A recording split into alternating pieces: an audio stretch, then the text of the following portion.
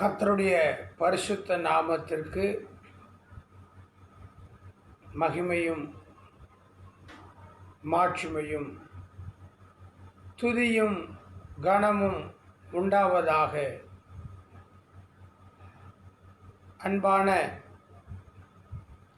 கர்த்தருடைய விசுவாச பிள்ளைகளே, தேவனுடைய மந்தை மேய்ப்பர்களே மற்றும் என்னை அன்பாய் நேசிக்கிற மற்ற மார்க்கத்து மக்களே, உலக நாடுகள் முழுவதும் இந்த செய்தியை தினந்தோறும் கேட்டுக்கொண்டிருக்கிற பார்த்து கொண்டிருக்கிற, ஜெபத்தில் விடுதலை பெற்று கொண்டிருக்கிற, சந்தோஷத்தை பெற்று கொண்டிருக்கிற, சமாதானத்தை பெற்று கொண்டிருக்கிற அன்பு நண்பர்களே, உங்கள் யாவருக்கும் ஆண்டவராகிய இயேசு கிறிஸ்துனுடைய நாமத்தினாலே உங்களுடைய அன்பு சகோதரனும் கர்த்தருடைய பணிவிடை காரணமாயிருக்கிற நான் இணையத்தில் இணைந்து இதயத்திலே மகிழ்ந்திருக்க வாஞ்சிக்கிறேன். கர்த்தர் எனக்காக யாவையும் செய்து முடிப்பார் என்று எண்ணி இந்த கனமான ஊழியத்துக்கு என்னை ஏற்படுத்தினபடினால் கர்த்தரை மனதார ஸ்தோத்தரித்து 119வது நாளாக இன்றைக்கும் சுதந்திர மாதம் என்று சொல்லப்படுகிற இந்த ஆகஸ்ட் மாதம் முதல் தேதியில் உங்களுக்கு ஆண்டவருடைய வார்த்தைகளை சொல்லி ஜெபிக்க ஆயத்தமாக இருக்கிறேன். இன்றைக்கு வாக்குத்தத்த ஆராதனை. அந்த வாக்குத்தத்த ஆராதனையில் ஆண்டவர் எனக்கு கொடுத்த வாக்குத்தத்தத்தை செய்தியாக உங்களுக்கு சொல்லி உங்கள் வாழ்க்கையிலையும் தேவனுடைய ஆசீர்வாதம் வர வேண்டும் என்று வாஞ்சித்து இந்த நிகழ்ச்சியை உங்களுடைய பேராதரவோடு எம்பெருமானாகிய இயேசு கிறிஸ்துனுடைய துணையோடு பரிசுத்த ஆவியானவருடைய ஒத்தாசையோடு பிதாவின் சித்தத்தோடு பேசும்படியாய் அவருடைய பாதத்திலே நான் அமர்ந்திருக்கிறேன். இந்த நிகழ்ச்சிக்கு உங்களை ஒப்பு கொடுத்த அந்த நல்ல இருதயத்துக்காக நான் மனதார ஸ்தோத்திரிக்கிறேன். பாஸ்டர் இம்மானுவேல் பால் மற்றும் அவருடைய மனைவி பிள்ளைகளுக்காக நான் ஆண்டவரை ஸ்தோத்திரிக்கிறேன். இன்னும் இந்த நிகழ்ச்சியை காணப்போகிற என்னுடைய திருச்சபை விசுவாசிகளுக்காகவும் நான் ஆண்டவரை ஸ்தோத்திரிக்கிறேன். எப்படியாகிலும் இந்த நேரத்தில் எனக்கு கிடைத்த பலம், எனக்கு கிடைத்த உபகரணங்களை வைத்து தொடர்ச்சியாக நான் இயேசுவை உயர்த்தி வருகிறேன். ஃபேஸ்புக் மூலமாக, வாட்ஸ்அப் மூலமாக, யூடியூப் மூலமாக, எஸ்எம்எஸ் மூலமாக, ஆன் கால் மூலமாக, கான்ஃபரன்ஸ் கால் மூலமாக, இப்படி பல வழித்தடங்களிலே என் தேவனுடைய வார்த்தையை நான் அநேகருக்கு சொல்லி வருகிறேன். சொறி பிடிச்சவன் கையும் இரும்பு பிடிச்சவன் கையும் சும்மா இருக்காதும்பாங்க. இந்த சொறி பிடிச்சவன் சொரிஞ்சிக்கிட்டே இருப்பான், சொரிஞ்சிக்கிட்டே இருப்பான், சொரிஞ்சிக்கிட்டே இருப்பான். அதே போல் இரும்பு பிடிச்சவன் சும்மா இருக்கவே மாட்டான், தட்டிக்கிட்டே இருப்பான். இந்த பிரியாணி விற்கிறவங்கள பார்த்தீங்களா? இந்த ஒரு பெரிய பாத்திரத்தில் பிரியாணி விற்கிறவங்கள பார்த்துருக்கீங்களா? யாராச்சும் வந்து பிரியாணி கொடுங்கன்னு கேட்டாலும் அவன் அந்த தட்டுவான் கரண்டியால். யாருமே வராவிட்டாலும் அந்த கரண்டியால் அந்த பாத்திரத்தை தட்டுவான். அதுபோல நான் இயேசுவை பிடித்து கொண்டேன், இயேசுவும் என்னை பிடித்து கொண்டார். நான் எதற்காக பிடிக்கப்பட்டேனோ அந்த இலக்கை நோக்கி ஆசையாய் ஓடுகிறேன், பின்தொடர்கிறேன். சகல ஜாதிகளுக்கும் சுவிசேஷம் முந்தி பிரசங்கிக்கப்பட வேண்டும் என்பது வேதத்தின் வழியாய் நம்முடைய இயேசுநாதர் நமக்கு சொன்னது. அதனால் இந்த நேரங்களை, சந்தர்ப்பங்களை பயன்படுத்தி எல்லா மக்களுக்கும் சுவிசேஷம், சத்தியம், நற்செய்தியாய் அறிவிக்கப்பட வேண்டும் என்கிற வாஞ்சை வைராக்கியத்தோடு இந்த இணையதளத்தின் வழியாக நான் அருட்பணி செய்து வருகிறேன். யாராயிலும் ஒருவர் இந்த செய்தியை கேட்டு மனம் திரும்பி பரலோகத்தின் தேவனுடைய ஆசீர்வாதத்தை பெற்றுக்கொள்வார்களானால் பரலோகத்தில் மிகுந்த மகிழ்ச்சி, எனக்கு மிகுந்த சந்தோஷம். இந்த உலகத்தில் நாம் பார்க்கிறோம், மேய்ப்பன் இல்லாத ஆடுகளைப் போல சிதறுண்டு கிடக்கிற கோடான கோடி மக்கள் வாழ தெரியாமல், வாழ வழி இல்லாமல் இந்த சமுதாயத்தில் அவல நிலையிலே காணப்படுகிறவர்களுக்கு இந்த செய்தி ஒரு வெளிச்சமாக, ஊன்றுகோலாக இருக்கிறதை நான் பார்க்கிறேன்.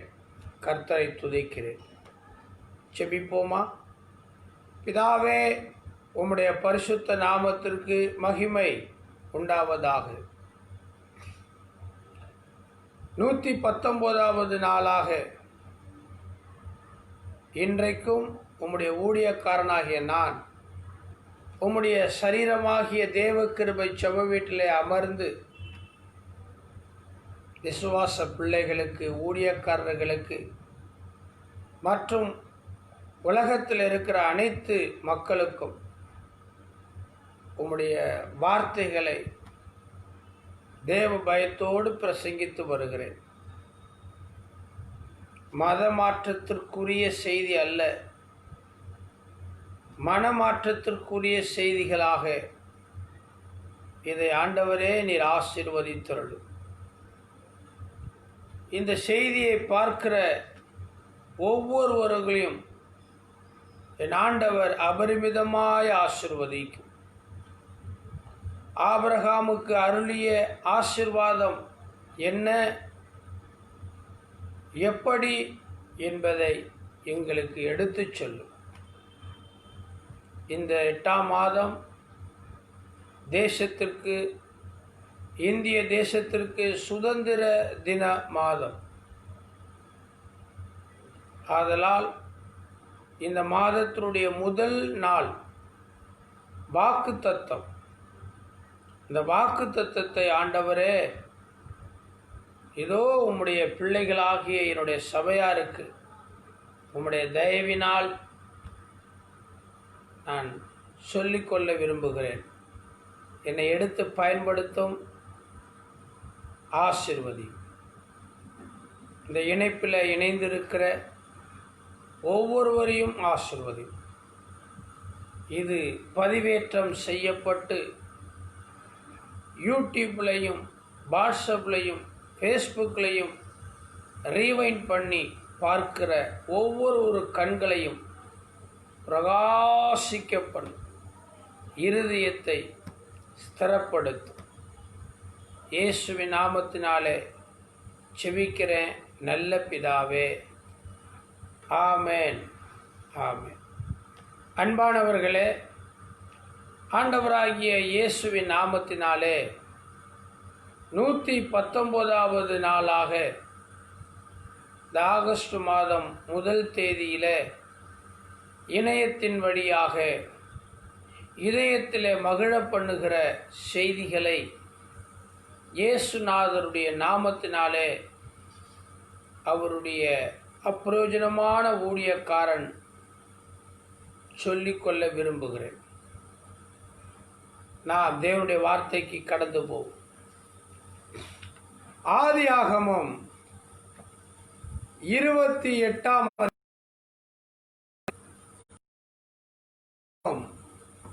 28ஆம் அதிகாரத்திலே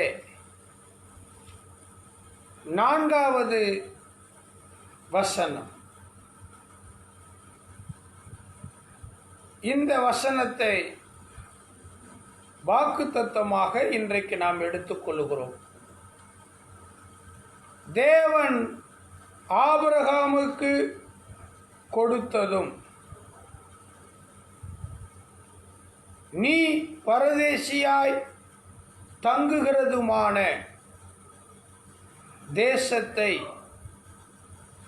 நீ சுதந்தரித்துக் கொள்ளும்படி ஆபிரகாமுக்கு அருளிய ஆசீர்வாதத்தை உனக்கும் உன் சந்ததிக்கும் அருள்வாராக. ஊழியக்காரர்களே, விசுவாசிகளே, கிறிஸ்துவர் அல்லாதவர்களே, இந்த நிகழ்ச்சியை நீங்கள் பார்க்கிறதுக்காய் என் மனம் சந்தோஷம் அடைகிறது. என் இருதயம் இது நிமித்தமாய் அதிசயப்பட்டு பூரிக்கிறது. அன்பானவர்களே, ஆண்டவர்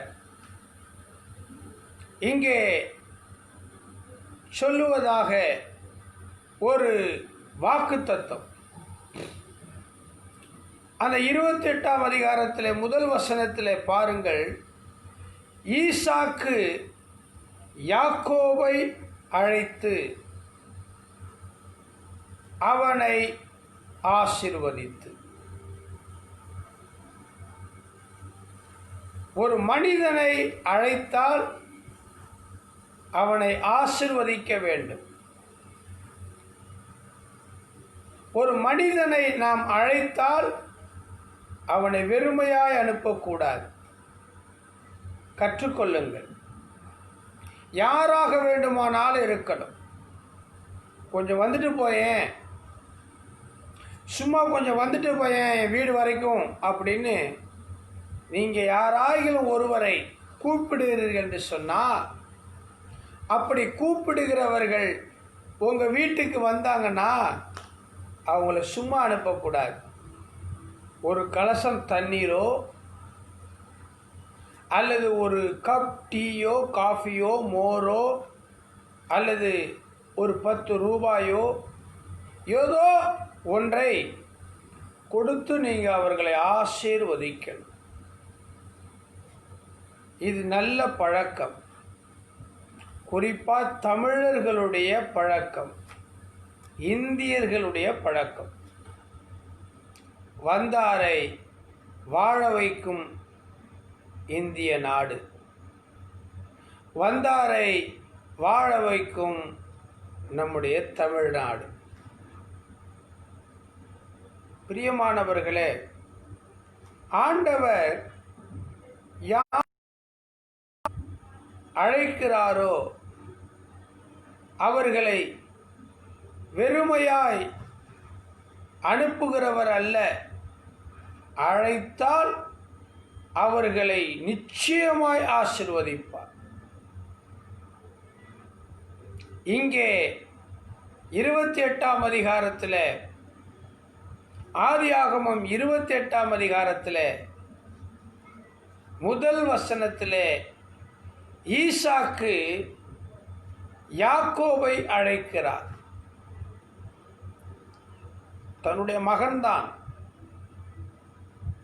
தன்னுடைய பிள்ளைதான். ஈசாக்கு யாக்கோபை அழைத்து அவனை ஆசீர்வதிக்கிறான். அன்பானவர்களே, நீங்கள் யாரை அழைத்தாலும் அவர்களை ஆசீர்வதிக்க கற்றுக்கொள்ளுங்கள். என வசனம் அப்படித்தான் சொல்லுகிறது. நீங்கள் ஆசீர்வதிக்கவே அழைக்கப்பட்டிருக்கிறீர்கள் என்று அறிந்து அவர்களை ஆசீர்வதிங்க. இல்லையா? நான் ஒரு உதாரணத்துக்காக சொல்றேன். எங்களுடைய வீட்டிற்கு அல்லது நம்முடைய சபைக்கு நான் அழைக்காமலே என்னை தேடி எத்தனையோ ஊழியக்காரர்கள் வருவார்கள். பெயர் தெரியாத, அறிமுகம் இல்லாத எத்தனையோ ஊழியக்காரர்கள் வருவார்கள். சில பேர் ஊழியக்காரர் என்று சொல்லிக்கொண்டு ஊழியக்காரரே இல்லாதவர்களும் வருவார்கள். அதுபோல சில விசுவாசிகள் வருவார்கள். அவர்கள் உண்மையாகவே விசுவாசிகளாகவே இருக்க மாட்டார்கள். ஆனால் விசுவாசிகள் என்று சொல்லிக்கொண்டு பல இடங்களில் இருந்தெல்லாம் எங்கள் வீட்டுக்கு வருவார்கள். கர்த்தருடைய நாமத்திற்காக, தேவ பயத்தோடு, சாட்சிக்காக சொல்லுகிறேன்.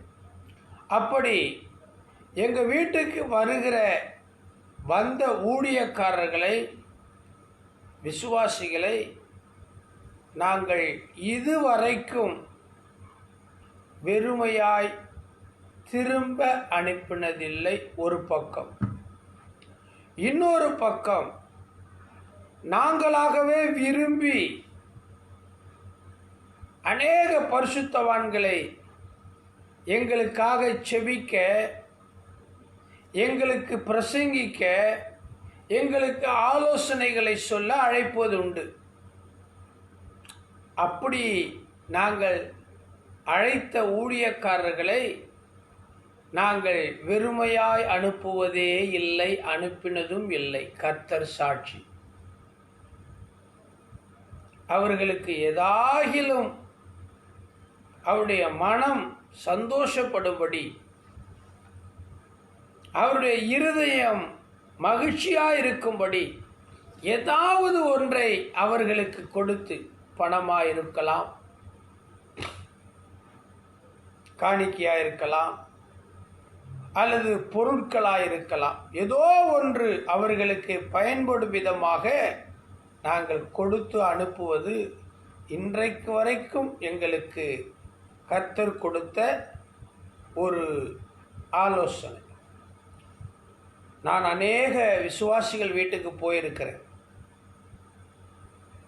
நான் அநேக ஊழியக்காரர்கள் வீட்டுக்கு போயிருக்கிறேன். வாசலிலே நிற்க வைத்து அனுப்பின ஊழியக்காரர்களும் உண்டு. வளன்னு பேசி ஜெபம் செய்து ஆசீர்வாதத்தை பெற்றுக்கொண்டு வெறுமையாய் அனுப்பின விசுவாசிகளும் உண்டு. எல்லாரும் அல்ல, ஒரு சிலர். அன்பானவர்களே, நான் ஏன் இதை சொல்லுகிறேன் அப்படின்னா, இந்த ஆதியாகமம் 28ஆம் அதிகாரத்தில் முதல் வசனத்தில் பார்க்கிறோம், ஈசாக்கு யாக்கோபை அழைத்தான். இது அப்பா மகன். அழைக்கும் பொழுது அவனை ஆசீர்வதித்தான். உங்களுக்கு ஒன்றை கற்றுக் கொடுக்கிறேன். நீங்கள் சமைச்சுக்கிட்டு இருக்கிறீங்க, அல்லது ஏதோ ஒரு வேலையை நீங்கள் உங்கள் வீட்டில் செஞ்சுக்கிட்டு இருக்கிறீங்க, இல்லை ஏதோ ஒரு இடத்துல வேலை பார்க்குறீங்க, திடீர்னு உங்களுக்கு ஒரு பொருள் கடையில் வாங்கணும். அப்போ பக்கத்து வீட்டு பையன்கிட்ட ஒரு 50 ரூபா கொடுத்து, தம்பி ஓடி போய் பக்கத்து கடையில் ஆண்டிக்கு ஒரு 1/4 கிலோ சர்க்கரையும் ஒரு 50 கிராம் டீ தூள் வாங்கிட்டு வாப்பா, இந்தாப்பா 50 ரூபா, செல்லம் நல்ல பிள்ளை இல்லைப்பா, போப்பா, கர்த்தர் உன்னை ஆசீர்வதிப்பாருப்பா அப்படின்னு நீங்கள் சொல்கிறீங்க.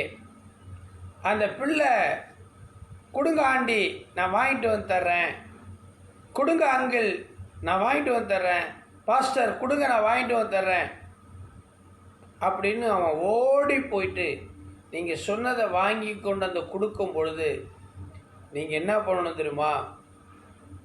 அவன் கையில் ஒரு ரூபாயை கொடுத்து, தம்பி சாக்லேட் வாங்கிக்கப்பா சொல்லி பாருங்க.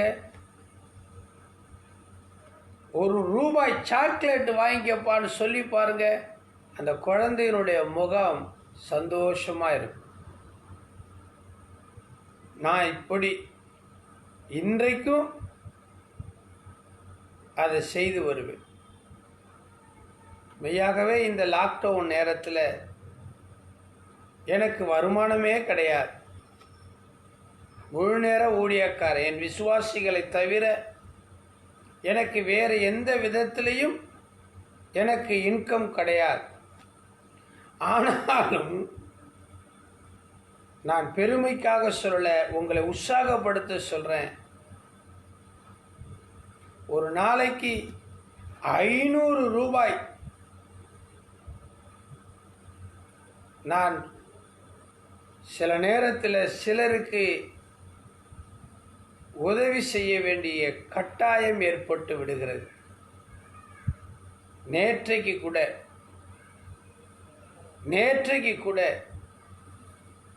4-5 பேர் இப்படியாக இந்த உதவிகளை பெற்றுக்கொள்ளும்படியாக என்னிடத்தில் கடந்து வந்தபோது நான் அவர்களுக்கு அதை கொடுக்க ஆண்டவர் எனக்கு உதவி செய்தார்.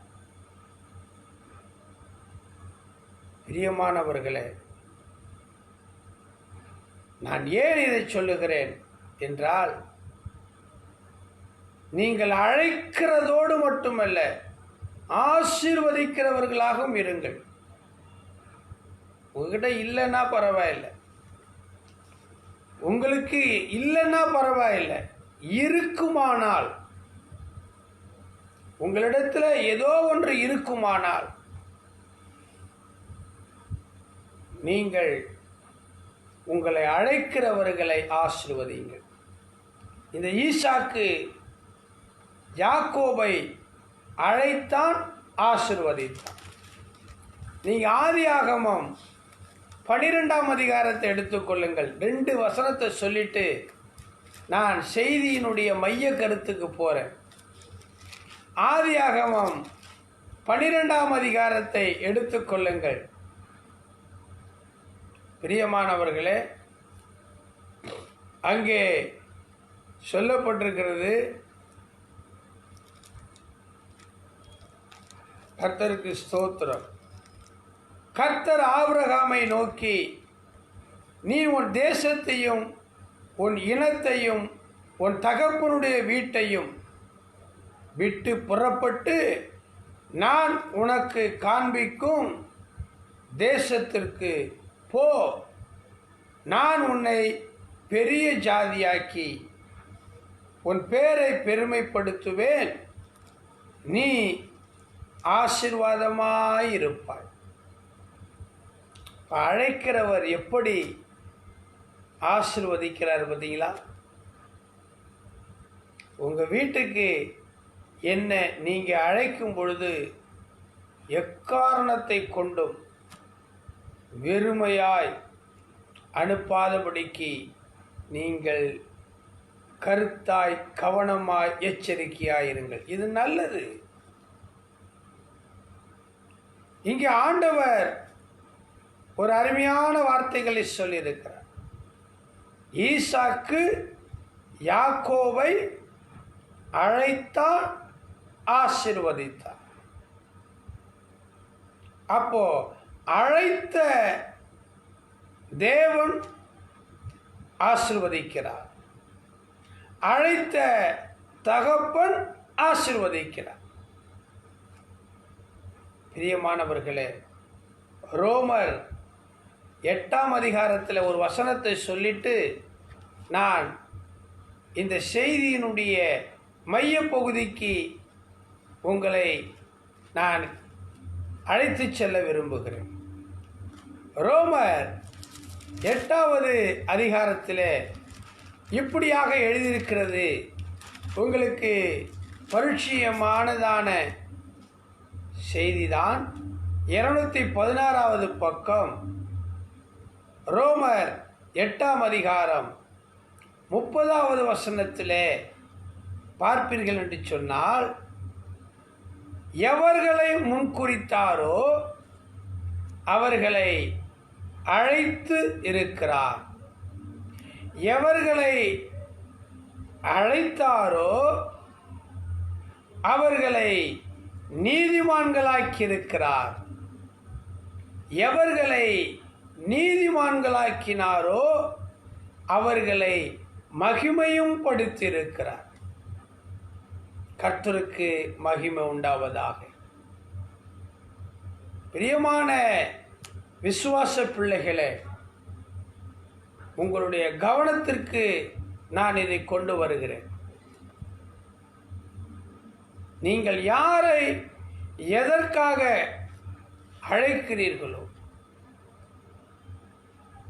அவர்களை ஆசீர்வதித்து பாருங்கள், நீங்கள் ஆசீர்வாதமாயிருப்பீர்கள். இந்த வாக்குத்தத்தம் என்ன சொல்லுகிறது? 28 ஆதியாகமம் 1, ஈசாக்கு யாக்கோபை அழைத்து அவனை ஆசீர்வதித்து, நீ காணா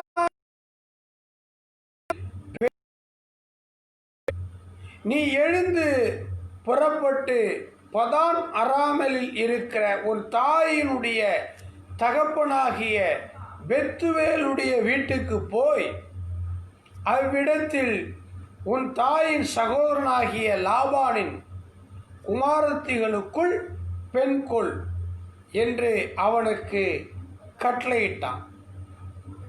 சர்வ வல்லமையுள்ள தேவன் உன்னை ஆசீர்வதித்து நீ பல ஜனக்கூட்டமாகும்படி உன்னை பலுகவும் பெருகவும் பண்ணி, தேவன் ஆபிரகாமுக்கு கொடுத்ததும் நீ பரதேசியுமாய் தங்குகிறதுமான தேசத்தை நீ சுதந்தரித்து கொள்ளும்படி ஆபிரகாமுக்கு அருளிய ஆசீர்வாதத்தை உனக்கும் உன் சந்ததிக்கும் அருள்வாராக என்று சொல்லி ஈசாக்கு யாக்கோபை அனுப்பிவிட்டார்.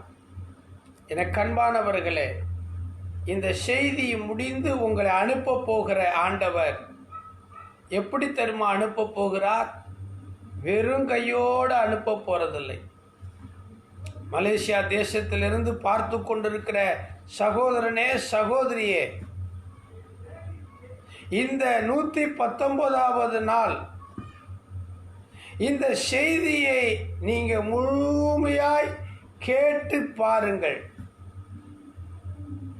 நீங்கள் கேட்டு பார்த்துவிட்டு போகிற போது நீங்க வெறுமையாய் போக மாட்டீர்கள். உங்களை ஆண்டவர் வெறுமையாய் அனுப்ப மாட்டார்.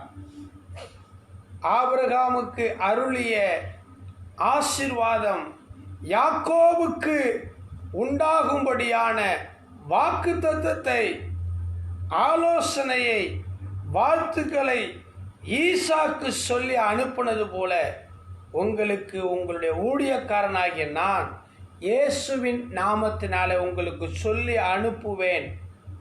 ஆண்டவர் அதை கனம் பண்ணுவார், அதை நிறைவேற்றுவார். காரணம், நான் உங்களுக்காக செபிக்கிறேன், நான் உங்களுக்காக ஜெபங்களிலே போராடுகிறேன். கர்த்தர் எனக்காக யாவையும் செய்து முடிப்பார். விசுவாசிக்கிறீங்களா? ஆபிரகாமுக்கு அருளிய ஆசீர்வாதம் உங்களுக்கும் உங்கள் பிள்ளைகளுக்கும், சந்ததி என்றால் வாழையடி வாழையாக, சந்ததி, உங்களுடைய சந்ததி, சந்ததி, சந்ததி. ஆண்டவர் உனக்கும் உன் சந்ததிக்கும் அருள்வார். ஆபிரகாமுக்கு அருளின ஆசீர்வாதம். என் அன்புக்குரிய என்னுடைய அருமையான திருச்சபையினுடைய பிள்ளைகளே, ஊழியக்காரர்களே, இந்த நேரலை காணொளி நிகழ்ச்சியில இணைந்திருக்கிற பக்தர்களே, பரிசுத்தவான்களே, நான் உங்களுக்கு சொல்லிக் கொள்ளுகிறேன், தேவன் ஆபிரகாமுக்கு அருளின ஆசீர்வாதத்தை உங்களுக்கு அருள்வார். யார் அந்த ஆபிரகாம்? யார் அந்த ஆபிரகாம்? பிரியமானவர்களே, அவனுக்கு தேவன் என்ன ஆசீர்வாதத்தை அப்படி கொடுத்தார்? யார் அந்த ஆபிரகாம்? அப்படி என்ன ஆசீர்வாதத்தை ஆபிரகாமுக்கு தேவன் கொடுத்து விட்டார்? நம்ம பார்க்க போறோம். ஊழியக்காரர்களே, நம்ம பார்க்க போறோம். ஏனென்றால் வாக்குத்தத்தம் ஆபிரகாமுக்கு அருளிய ஆசீர்வாதம் உனக்கும் உன் சந்ததிக்கும் அருள்வாராக என்றுதான் நாம் பார்த்து கொண்டிருக்கிறோம். ஆதியாகமம் 28:4. இந்த ஆபிரகாம் யார்? நம்முடைய தகப்பன், நம்முடைய முற்பிதாக்களில் முதல் சகோதரன் இல்லையா? ஆபிரகாம் யார்? நம்முடைய தகப்பன், முற்பிதாக்கள். இந்த ஆபிரகாம் கர்த்தரை விசுவாசித்தார். ஆபிரகாமுக்கு தேவன் ஆசீர்வாதத்தை ஏன் கொடுத்தார்? அந்த ஆசீர்வாதத்தை ஏன் இன்றைக்கு உங்களுக்கு கொடுக்க இருக்கிறார்? பிரியமானவர்களே, விசுவாசம். ஆபிரகாம் விசுவாசித்தான். இல்லை, என்ன விசுவாசம்? தன்னுடைய மனைவி பிள்ளை பெற்றுக்கொள்வதற்குரிய சூழ்நிலையை தன்னுடைய கர்ப்பத்திலே வைத்திராதவள். 99 வயது இல்லையா? ஆபிரகாமுக்கு 99 வயது. பிள்ளை பெறுவதற்குரிய சரீர அமைப்புகள், அவயங்கள் இல்லை. ஆனாலும் 3 தேவ புருஷர்கள் ஆபிரகாம் சாரால் இருந்த வீட்டுக்குள்ளே வந்து அவர்கள் உபசரித்த உபசரிப்புகளை எல்லாம் பெற்றுக்கொண்டு அவர்களை வாழ்த்தி ஆசீர்வதிக்கிறார்கள். எப்படி? ஒரு உற்பவ காலகட்டத்திலே நான் திரும்பவும் வருவேன், அப்பொழுது உன்னுடைய மனைவியாகிய சாராய் ஒரு குழந்தைக்கு தாயாக இருப்பார். நம்ப முடியல, நகைத்து விட்டார். சில நேரத்தில் ஊழியக்காரர்களாகிய நாங்கள் சொல்கிறது விசுவாசிகளாகிய உங்களுக்கு நம்ப முடியாம தான் இருக்கும். ஏன்னா காலம் அப்படி. சில நேரத்தில் இந்த உலகத்தில் இருக்கிறவர்களுக்கு ஆண்டவர் சொல்கிறது நம்ப முடியாமல் தான் இருக்கும். ஏன்? உலகம் அப்படி. அவர் இந்த உலகத்துக்கு வந்தார். இந்த உலகமோ அவரை ஏற்றுக்கொள்ளவில்லை. இந்த உலகம் அவரை நம்பவில்லை. இப்போ என்ன? இயேசு சொன்னது தான் நடக்கிறது. யுத்தம் நடக்கும்னாரு, நம்பவே இல்லை. ஜனத்துக்கு ஜன விரோதம்னாரு, நம்பவே இல்லை. பூமி அதிர்ச்சி நடக்கும் சொன்னார். அழிவுகள் வரும் சொன்னார்.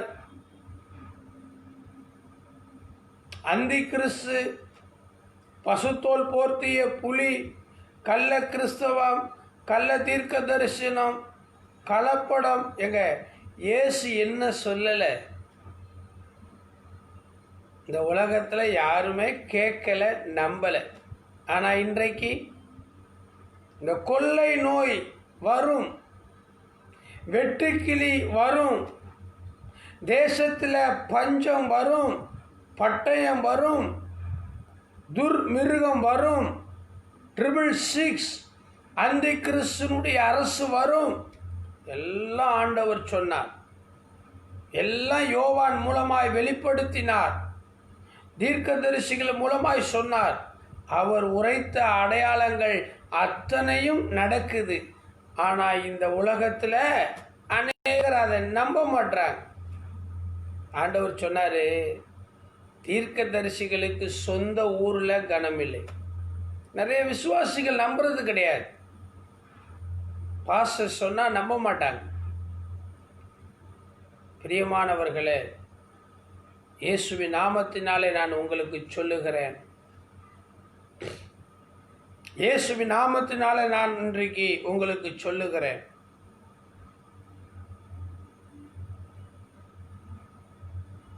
உங்களுடைய வாழ்க்கையில் தேவன் ஆபிரகாமுக்கு அருளின ஆசீர்வாதத்தை அருள்வார். தன் மனைவியினுடைய சரீரத்தில் இனி ஒரு கரு உருவாகாது என்று அறிந்திருந்தும் தெரிந்திருந்தும் 3 தேவ தூதர்கள் தங்களுடைய வீட்டுக்கு வந்து சொல்லி ஆசீர்வதித்தாங்கல்ல, அதனால சந்தேகமே இல்லாமல் முழு நிச்சயமாய் நம்பி அந்த வார்த்தையை விசுவாசித்தான்.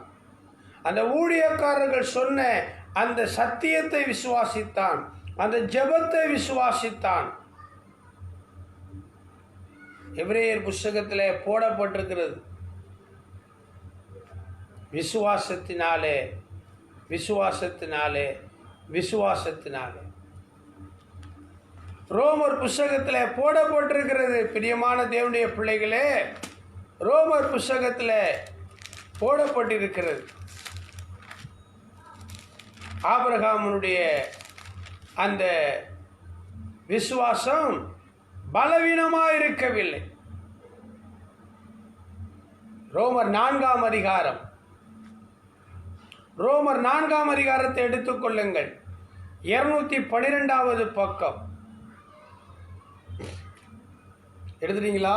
கோமதி, விமலா, சீனிவாசன். ரோமர் 4:18வது வசனம். உன் சந்ததி, ஆபிரகாமை பார்த்து ஆண்டவர் சொல்றார், உன் சந்ததி இவ்வளவா இருக்கும் என்று சொல்லப்பட்டபடியோ. எவ்வளவு? கடற்கரை மணல் துகள் அத்தனையா இருக்கும். ஆபிரகாம் ஆண்டவர் கூப்பிட்டு சொல்றார். வீட்டுக்குள்ள இருக்கிறார் ஆபிரகாம், வீட்டுக்குள்ள உட்கார்ந்து இருக்கிறாரு ஆபிரகாம். பிள்ளை இல்லை, பெயர் சொல்லும்படி பிள்ளை இல்லை. சீனிவாசனுக்கு 2 பிள்ளை, கோமதிக்கு 2 பிள்ளை இல்லையா? எனக்கு 3 பிள்ளை. ஆபிரகாமுக்கு பிள்ளை இல்லை. அவன் வீட்டுக்குள்ள உட்கார்ந்து இருக்கிறான். பிரியமான தேவனுடைய பிள்ளைகளை, வீட்டுக்குள்ள ஆபிரகாம் உட்கார்ந்து இருக்கிறான். கவலையோடு வேதனையோடு உட்கார்ந்து இருக்கிறான். பிரியமானவர்களே, ஆதியாகமம் 15 எழுதியிருக்குது,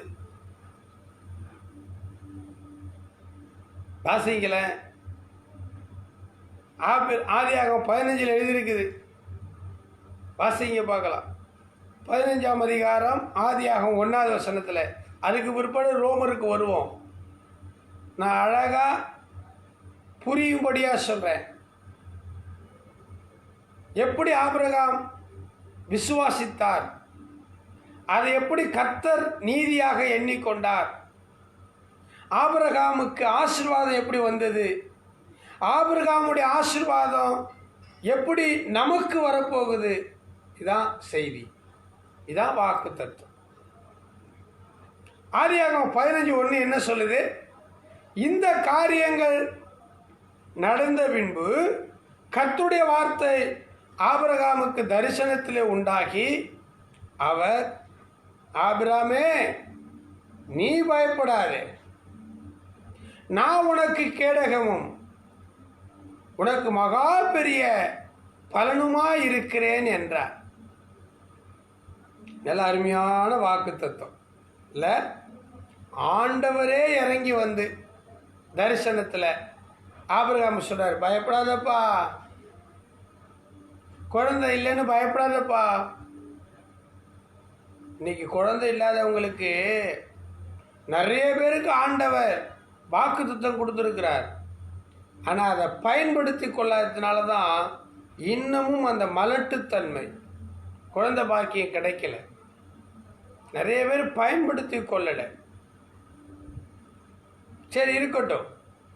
பயப்படாதப்பா ஆபிரகாமே, பயப்படாதப்பா ஆபிரகாமே, நான் உனக்கு மகா பெரிய பலனும் கேடகமாக இருக்கிறேன்.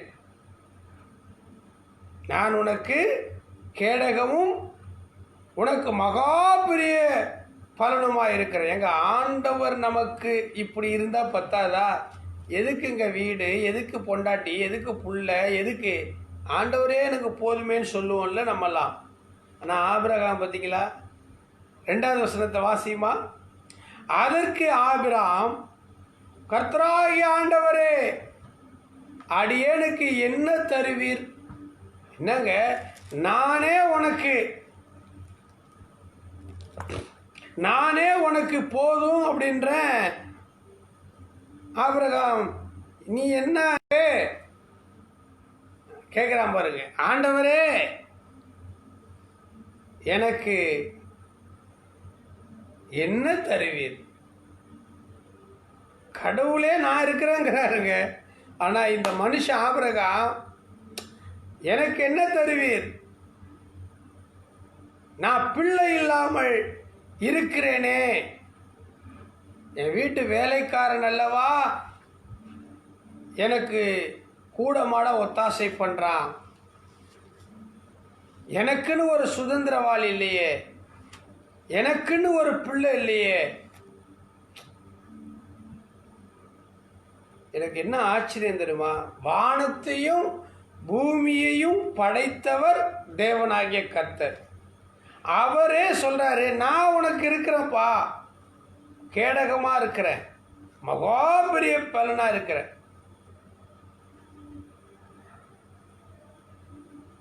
நான் ஆண்டவர் அப்படி சொன்னா நம்மெல்லாம் ஜாலின்னு சொல்லுவோம்.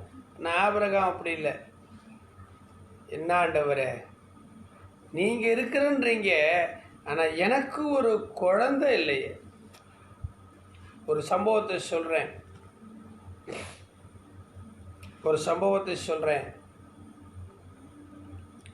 தமிழ்நாடு அரசு சிறுபான்மை ஆணையம், மைனாரிட்டி கமிஷன் என்று நம்முடைய தமிழகத்தில் இருக்கிறது. அதற்கு சேர்மனாக, தலைவராக மதிப்புக்கும் மரியாதைக்குரிய பேராயர் டாக்டர் அண்ணன் மா பிரகாஷ் அவர்களை தமிழக முதல்வர் செல்வி ஜெயலலிதா அம்மா அவர்கள் 3 முறை அந்த பதவிக்கு அவர்களை பொறுப்பாக நியமித்தார்கள். நம்முடைய சபையை பிரதிஷ்டை பண்ணினவர் அவர்தான். உங்களுக்கு தெரியும், டாக்டர் மா பிரகாஷ். நம்முடைய சபை வெள்ளி விழா ஆண்டுக்கு வந்து நம்மளை ஆசீர்வதிக்கும்படியாய் செபித்ததும் பேராயர் டாக்டர் மா பிரகாஷ் அண்ணன். நம்முடைய தெபோராலை ஊழியராக அபிஷேகம் பண்ணினதும் பேராயர் டாக்டர் மா பிரகாஷ் அவர்கள். நாங்கள் குடியிருக்கிற வீட்டை செபித்து பிரதிஷ்டை செய்ய பல பரிசுத்தவான்கள், பல போலீஸ் அதிகாரிகள், பல வழக்கறிஞர்கள், பல அரசியல் கட்சி பிரமுகர்கள் வந்திருந்தாலும் அந்த வீட்டை செபித்து பிரதிஷ்டை செய்தவர் பேராயர் டாக்டர் மா பிரகாஷ் அண்ணன் அவர்கள். இப்பொழுதும் எனக்காக அவர் செபிக்கிறார், அவருக்காக நான் செபிக்கிறேன். ஒரு முறை அவருடைய பணி சம்பந்தமாக இந்த கலெக்டர்ஸ் மாவட்ட ஆட்சியாளர்களுடைய கூடுகைக்கு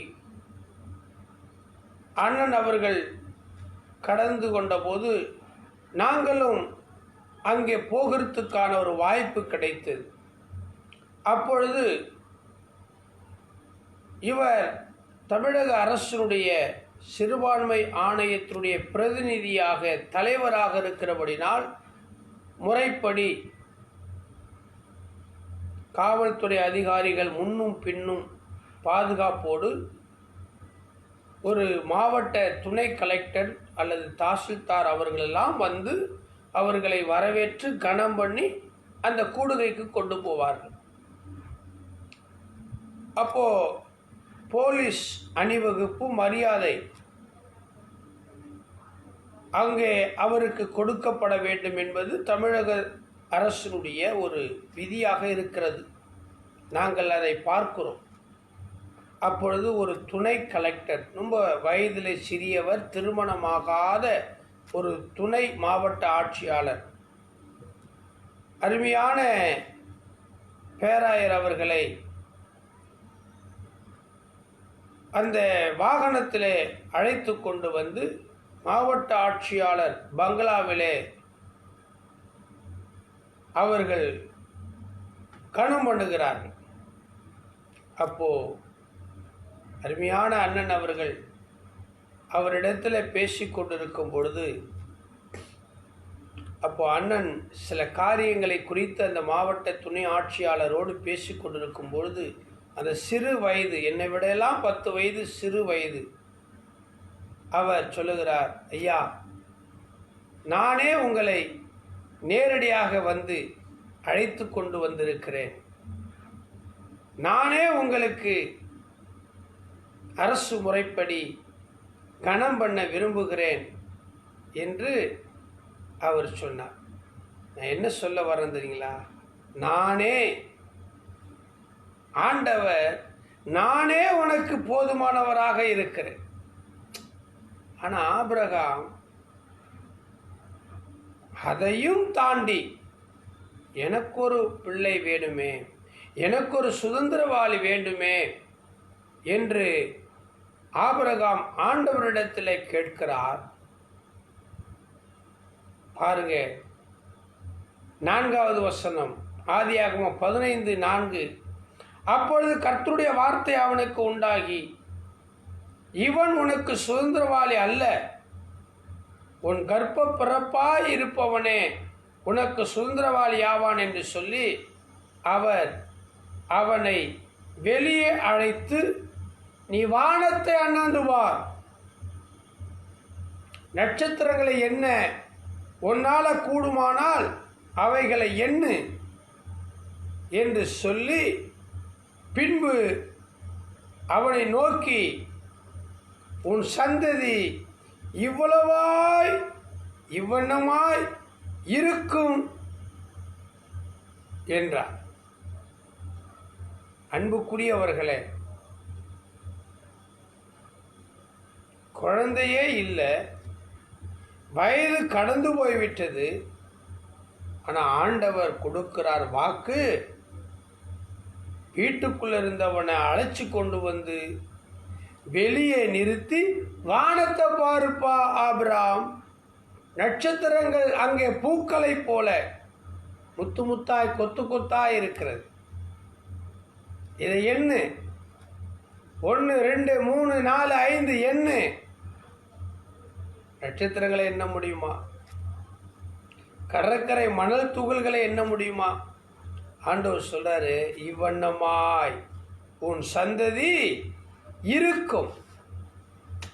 பிரியமானவர்களை, இப்ப ரோமர் 4ஆம் அதிகாரம்,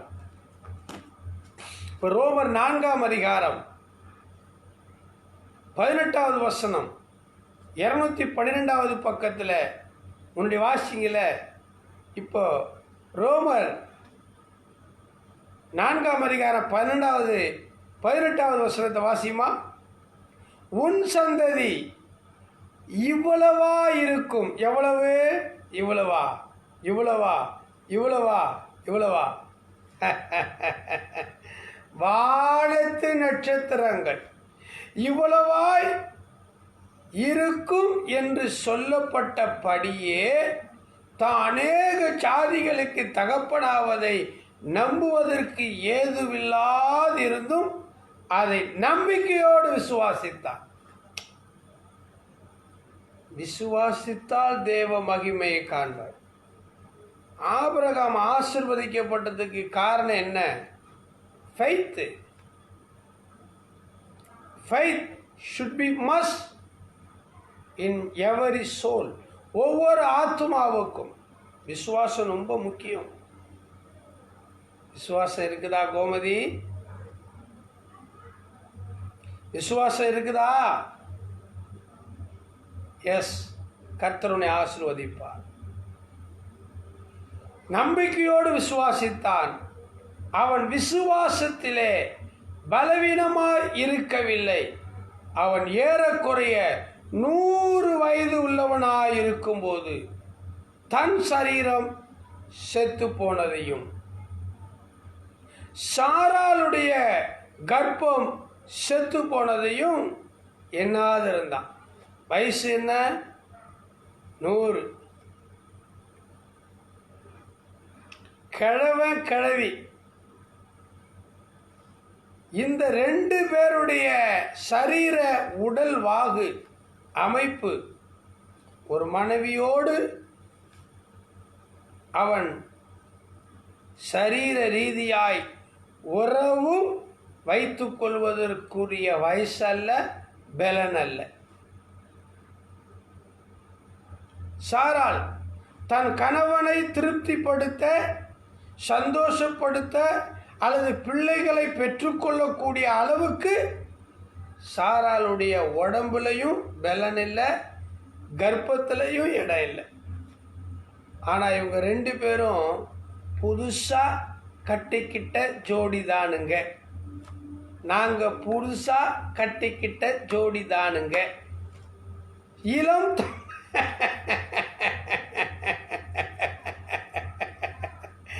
இளம் தம்பதிகளைப் போல பழசம் மறந்துட்டாங்க.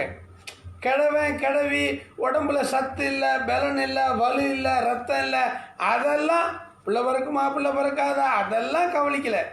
ஆண்டவர் சொன்னார்,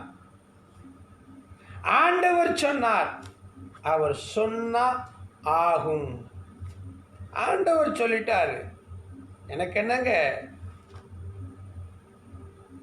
இயேசு நீங்க இருக்கையில் நான் சோர்ந்து போவதில்லை.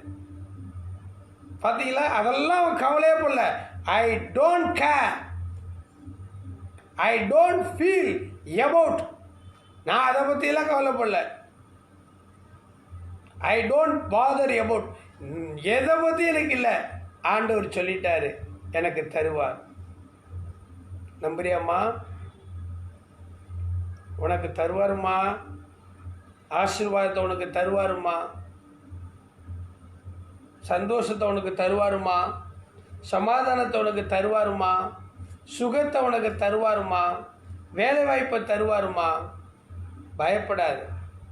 உன் கடனை அடைக்கிறதுக்கு ஆண்டவர் உனக்கு வேலை வாய்ப்பை கொடுப்பார், வருமானத்தை கொடுப்பார். ஜெபம் பண்ணுமா, விசுவாசியுமா, வேதத்தை வாசியுமா, கர்த்தரை உயர்த்துமா. ஆமென். அப்ப அடுத்த வசனம் என்ன சொல்லுது? அவன் விசுவாசத்தில் பலவீனமாய் இருக்கவில்லை.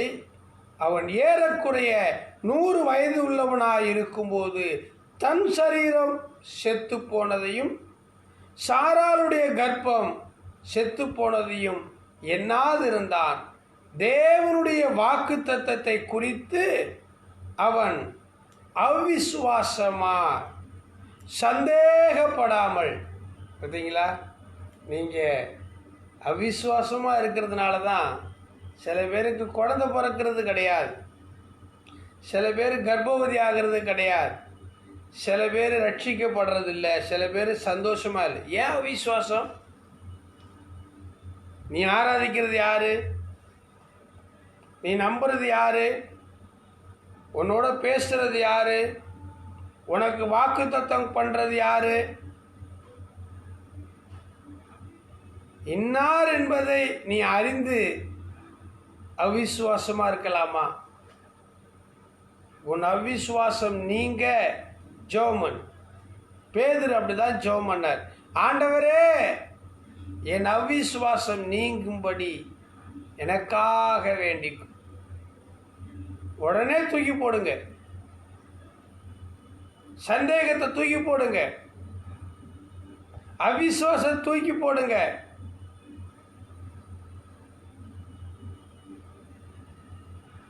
அவிசுவாசமாய் சந்தேகப்படாமல், அவிசுவாசமும் இல்லை, சந்தேகமே இல்லை.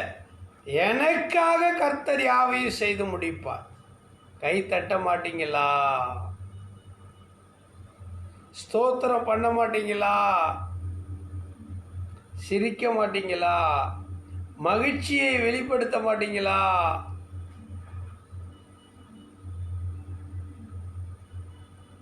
எனக்கு குறித்திருக்கிறதை அவர் எப்படியும் நிறைவேற்றுவார். ஆராதிக்கிறவர் சர்வ வல்லமுள்ள தேவன். அவர் பொய் சொல்வதற்கு மனுஷன் அல்ல, மனம் மாறுவதற்கு அவர் மனுபுத்திரன் அல்ல. அவர் சொன்னால் ஆகும், அவர் கட்டளையிட்ட நிற்கும். ஆமென். இணையத்தில் இணைந்து இதயத்தில் மகிழ்ந்து கொண்டிருக்கிற என்னுடைய அன்பு பிள்ளைகளே, ஊழியக்காரர்களே, ஆண்டவர் சொன்னா நடக்குங்க. ஆண்டவர் சொன்னா நடக்கும். விசுவாசமா இருக்கு. 20வது வசனம் என்ன சொல்லுது? ரோமர் 4:20, தேவனுடைய வாக்குத்தத்தத்தை குறித்து அவன் அவிசுவாசமாய் சந்தேகப்படாமல் தேவன் வாக்குத்தத்தம் பண்ணினதை நிறைவேற்ற வல்லவராயிருக்கிறார் என்று முழு நிச்சயமாய் நம்பி தேவனை மகிமைப்படுத்தி விசுவாசத்தில் வல்லவனானான். இல்லையா? நிறைவேற்றுவார், நிறைவேற்ற வல்லவர். தம் வாயினால் சொன்னதை கரத்தினால் நிறைவேற்றுகிறவர் என்று 1 நாளாகமத்தில் பார்க்கலாம். எனக்கு அன்பானவர்களே, ஆபிரகாமுக்கு அருளிய ஆசீர்வாதம். ஆபிரகாமுக்கு ஏன் ஆசீர்வாதம்? விசுவாசித்தான். நீங்க நல்ல ஃபைத்தா இருக்கணும். ஸ்ட்ராங் ஃபைத் சொல்லுவாங்க. பலத்த விசுவாசம், பலவீனமான விசுவாசமா இருக்கக்கூடாது. நமுத்து போன விசுவாசமா இருக்கக்கூடாது. சும்மா அப்பளம் மாதிரி, எண்ணெயில் போட்டா அப்பளம் மாதிரி பட்ட பட்ட பட்ட பட்டன்னு அப்படியே கடுகு பொரியும் அல்லவா, பட்டாசு அப்படியே வெடித்து சிதறு மாதிரிய நமுத்து போன விசுவாசம் இருக்கக்கூடாது. பிரியமானவர்களே, விசுவாசத்தில் அவன் வல்லவனா இருந்தான். அதனால தான் ஆபிரகாமுக்கு ஆண்டவர் ஆசீர்வதித்தார். என்ன ஆசீர்வதிச்சிருப்பார் ஆபிரகாம? சொல்லவே இல்லையே பாஸ்டர். ஆபிரகாமுக்கு அருளிய ஆசீர்வாதம் பார்த்தீங்களா? என்னங்க ஆபிரகாமுக்கு அப்படி ஒரு ஆசீர்வாதத்தை கொடுத்துருப்பாரு. அதை ஈசாக்கு யாக்கோபுக்கு சொல்றாரு. நாளைக்கு பார்க்கலாமா? தேவன் ஆபிரகாமுக்கு அருளிய ஆசீர்வாதம் என்ன? நாளைக்கு பார்க்கலாமா? நாளைக்கு பார்க்கலாமா? ஈசாக்கு அது சொல்லி அனுப்புனான். நான் உங்களை அனுப்புகிறேன். தேவன் ஆபிரகாமுக்கு அருளிய ஆசீர்வாதம் உங்களுக்கும் தருவார்னு சொல்லி அனுப்புகிறேன். அது என்ன ஆசீர்வாதங்கிறத நாளைக்கு காலையில் 10 மணிக்கு ஆராதனையில் கர்த்தராகி ஆண்டவர் அந்த ஆசீர்வாதத்தை பட்டியலிடுவார். ஆயத்தமாக இருங்க, ஆயத்தமாக இருங்க, எங்கேயும் போயிடாதீங்க. உங்களுக்காக ஆபிரகாமுக்கு அருளிய ஆண்டவருடைய ஆசீர்வாதம், ஆபிரகாமின் ஆசீர்வாதம் இல்லை, ஆண்டவருடைய ஆசீர்வாதம். கோமதி, விமலா, காத்திருக்கிறது. நீ கர்த்தருக்கு காத்திருந்து புது பலன் அடைந்து அந்த ஆசீர்வாதத்தை பெற்றுக்கொள்ள நாளைக்கு ஞாயிற்றுக்கிழமை ஜெபத்தோடு காத்திருங்க. கர்த்தர் உங்களை ஆசீர்வதிப்பார். ஜெபிப்போமா? அன்பின் ஆண்டவரே, ஆசீர்வதிக்கப்பட்டதான இந்த 119வது நாள் செய்தி வேலைக்காய் நன்றி. ஆதியாகமம் 28ஆம் அதிகாரம் 4வது வசனம், தேசத்தை சுதந்தரித்துக் கொள்ளும்படி ஆபிரகாமுக்கு அருளிய ஆசீர்வாதத்தை உனக்கும் உன் சந்ததிக்கும் அருள்வாராக என்று சொல்லி ஈசாக்கை அனுப்பிவிட்டான்.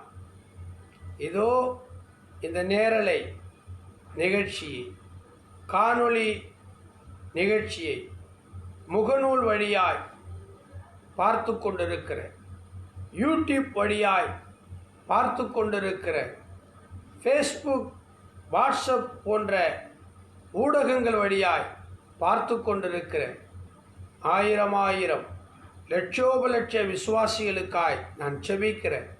உன்னதமான தேவனே, ஆபிரகாமுக்கு நீ அருளிய ஆசீர்வாதம் என்ன என்ன அதையெல்லாம் எங்களுக்கு தந்து எங்களையும் ஆசீர்வதியும். இவர்களை ஆசீர்வதிங்கப்பா. இஸ்ரவேலை ஆசீர்வதிப்பது தானே உனக்கு பிரியம் என்று கடந்த நாட்களிலே பிரசங்கித்தேன். அதுபோல ஆண்டவரே, நீர் எங்கள் மேல் பிரியமாயிருந்து எங்களை ஆசீர்வதி. துதியும் கனமும் மகிமையும் உமக்கே மீட்பர் இரட்சகர் இயேசுவின் நாமத்தினாலே ஜெபிக்கிற நல்ல பிதாவே, ஆமென், ஆமென். கர்த்தர் உங்களை நினைத்திருக்கிறார்.